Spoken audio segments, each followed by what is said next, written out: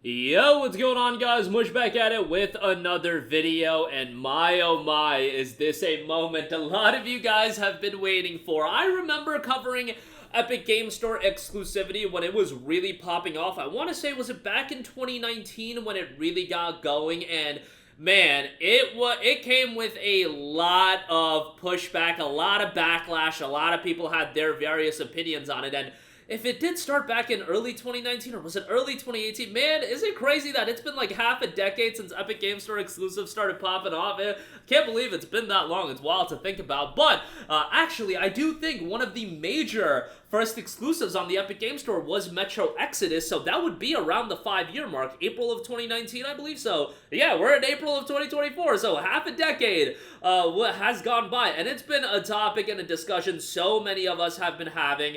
Obviously, I've pushed back on it a lot. You guys have pushed back on it a lot. And it looks like the gold rush, so to speak, is coming to an end. Because Epic Game Store seemingly is slowing down as far as chucking money at the wall in terms of getting these exclusives. Look, Epic Games, I love you for your free games. You give me content to do every week and give me content for free game videos every week. But at the same time, I absolutely detest your exclusivity practices and how you tried to do third-party timed exclusives. That's something that's best left on consoles, and I want to eliminate that from consoles as well. Sony needs to stop doing that nonsense as well, because these games, a lot of them, were going to exist regardless. Epic Games did not make Metro Exodus happen. Epic Games did not make the Final Fantasy VII Remake get ported to PC. They just chucked money at the wall, chucked money to the developers to get those games exclusively on their platform for what? A limited period of time? Where what did you do at the end of the day? You didn't grow your own platform. What you did was you limited the visibility of those games. That's all you did. Those publishers, credit to you. If I was getting a bag of money for some of the trash you signed an exclusivity deal for, I'd take that money and I would run as well. But let's not get on a tangent too hard. Let's talk about it a little bit, and let's talk what the devs did have to say as far as the devs from Slay the Spire and Darkest Dungeon. In an interview at last week's Game Developers Conference in San Francisco, the developers behind indie sensation Slay the Spire and Darkest Dungeon said that the deal some small developers have come to rely on for funding in recent years, like the Epic Game Store exclusivity and Xbox Game Pass, are no longer what they once were, as noted on PC Gamer.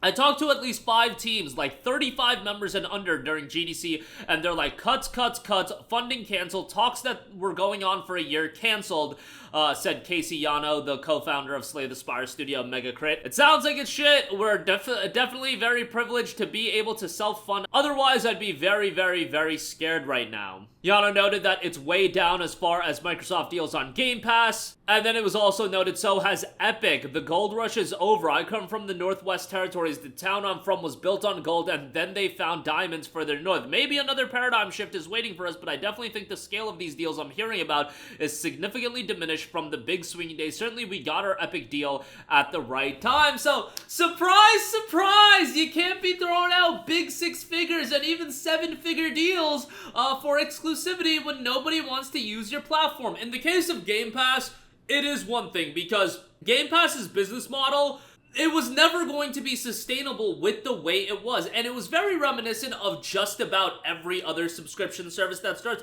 What does every subscription service do when they start? They throw money at the wall, chuck money at the wall, try to get as much content onto the platform. I was about to say as much games, but with other subscription services, it was media content. With Game Pass, it was the same deal. You're throwing so much money at various developers. Let's get Persona 3 Reload on the service. Let's get Atomic Heart on the service. Let's get all these games on the service, and obviously smaller games as well. Citizen Sleeper, let's get that on the service. Let's get X game on the service. Let's get Y game on the service. Let's just get game on the service, and you're throwing out deals for Xbox Game Pass as well, getting people's foot in the door. But ultimately, as is the case with every subscription service, what has ultimately happened? In the initial stages of said subscription service, looks incredibly attractive. Oh my god, getting incredible content. It's super cheap. 99 cents a month for a month for, new time subscribers, so on and so forth. They do all these things to get everybody's foot in the door. Once they have an established audience, let's say, alright, we got our millions upon millions of subscribers now, what do they do at that point? Time to cut costs, baby. We got them. Cut costs here, cut costs there. We can't be doing out these deals because it's not a viable and sustainable business model for the long term. And then, as they cut costs over here, prices go up over there. That happened with Game Pass. Game Pass PC still $9.99, but if you're looking at Game Pass Ultimate, Game Pass Console, it is going up in price, and I think it'll continue to slowly go up in price. Game Pass is still dropping big titles, let's not get it twisted, and I still think they will drop money on the major titles that they will see as drawing cards, but I do think it would be advantageous for Game Pass to be a little selective. You don't have to get every single game, nor is it, I would think, is it viable from a business standpoint to get every single game. Yeah, P3 Reload, that's a big title to get on the service, and even that, with the Xbox audience being the way that they are, like, is that a game that's going to draw the Xbox audience in? I don't know. It is kind of like a double-edged sword where if you don't have games like that on the service, people will just go to PlayStation because that's where the best Japanese games are. But if you do have a Persona 3 Reload on the service, maybe you'll attract some people that are into JRPGs. It's a balancing act as far as that's concerned. Epic Games Store, as far as that's concerned, their exclusivity deals were always nonsense. Yo, I'm all good with the indie devs and the developers taking the bag. Bro, if Deep Silver can get a bag for the trash that was Saints Row 2022, you take that bag and you run. But Epic Games Store, this business model was never going to be viable, where you're signing 1-year deals, 6-month deals to get these games exclusive. Some people don't even know that they exist. I tell this story over and over again when it comes to Epic Games Store exclusive. My buddy bought Final Fantasy VII Remake the day it came out on Steam. He just opened up Steam and bought that game immediately when he saw it on the front page. I get on Discord, and he's streaming it to our boys on Discord, and he's just like, yo, Mush, you see that Final Fantasy VII's now on PC? And I'm like, bro, it's been out on PC for 6 months now, but thank you for telling me that, because that was a glaring example, and we all knew that this was the case, but how much visibility is lessened on the Epic Games Store, and that those exclusivity deals weren't going anywhere except just eating away at Epic Games' pocket. Now, they've got FU money, so it really doesn't matter. These 7-figure deals to them don't matter in the grand scheme of things, but ultimately, you can't just keep doing it. How about, you know, you do things like actually publish a big title that you could have exclusivity to in perpetuity, like in Alan Wake 2. Something like Alan Wake 2, where they directly funded the game and they kind of have ownership of that game. I have no issue with that. It's the exclusivity deals where these games were gonna be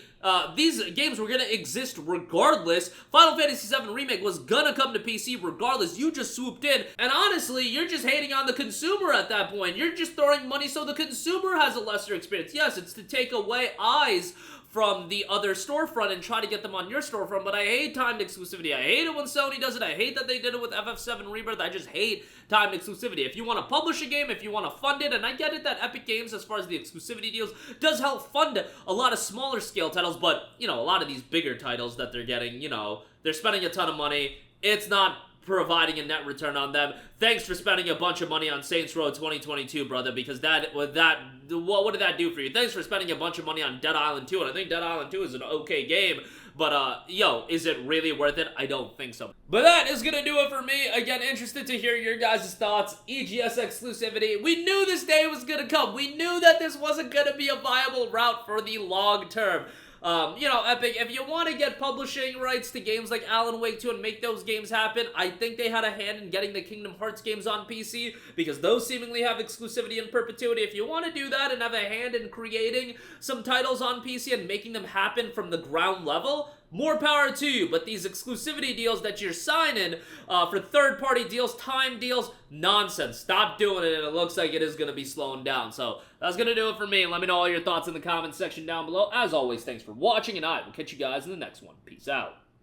Hey, what's going on, guys? Mush here again. Hope you enjoyed the video. As you guys might know, YouTube's notification system is sometimes a little bit wonky, even if you're subscribed to the channel. Maybe you're not abundantly aware that I uploaded a video. To remedy that situation, make sure you hit the bell notification button. This way, whenever I upload a new video, and I try to upload as consistently as possible, you will be notified directly of the upload, and you can watch it as soon as it goes live. I would really appreciate if you guys hit that button so you can stay up to date with all of the content I'm posting. But as always, guys, thanks for watching, and I'll catch you guys in the next one. Peace out.